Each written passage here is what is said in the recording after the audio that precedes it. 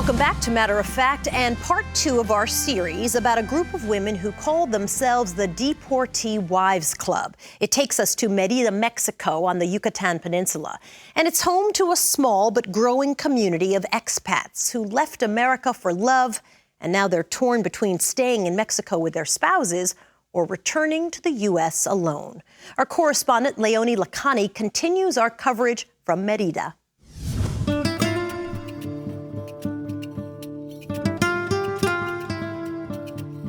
Hannah Picot and her family seem the picture of happiness, but theirs is a story of heartache and struggle.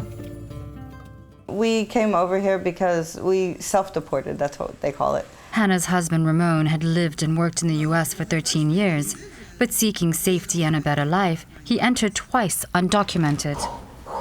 That left them with a legal dilemma.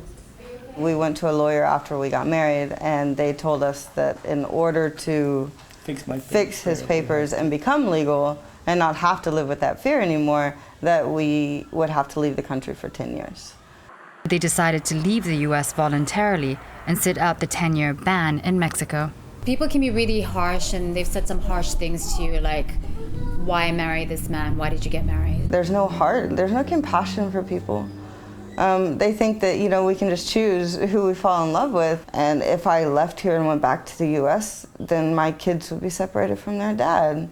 Or I could leave them here and I'd be separated from them. It's like there's a no-win situation, and sometimes it feels like you're in prison. Faced with a difficult choice, they moved to Veracruz in 2011, where Ramon's family was from. I had never even been to Mexico before.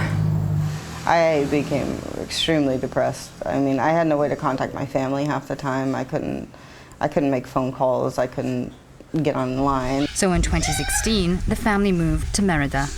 Hannah says she finally feels more settled, but Texas is still where her heart is. As much as I hate what they've done to us, I want to go home. It's my home, and it's his home. Mérida is a cultural haven. Thousands of visitors flock here every year to absorb the local history, the rich heritage, the Mayan culture. But for many of the women we came across, they said they feel trapped here because of circumstance. Circumstance brought Crystal Parra to Mexico in 2016. Her husband, Josue, had lived his entire 36 years in the U.S., but he'd been brought in at just 8 months old, undocumented. We decided in early 2016 that we were going to move to Mexico on purpose. Like, we were coming, we got tired of the environment in the U.S. And then 8 weeks before we moved, my husband got picked up for a traffic stop. Josue was deported, but over the past 2 years, the couple had made a life in Mérida. We don't really have any plans to go back to the U.S. The only thing, after being gone for this long, the only thing that we really miss are our people.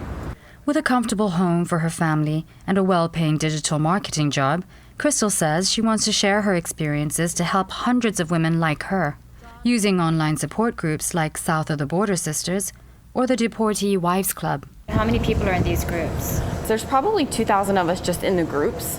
Today, she's hosting a mixer to meet a couple of the women to give them advice and some moral support. Hannah is here. So is Mia. She's only 22. She's been here less than a year and still finding her feet. Mia met her husband online back in Texas. We were just starting our life, getting our life started in Lufkin. We had just got our house and everything. And next thing you know, we were on our way to work, and that's when it had happened. ICE agents picked up Manuel. Manuel says he was flagged for a previous traffic violation and deported. He'd lived in Texas since he was 4 but was undocumented. Mia had only been with Manuel for a few months. They weren't married at the time, but she decided to follow him to Mérida.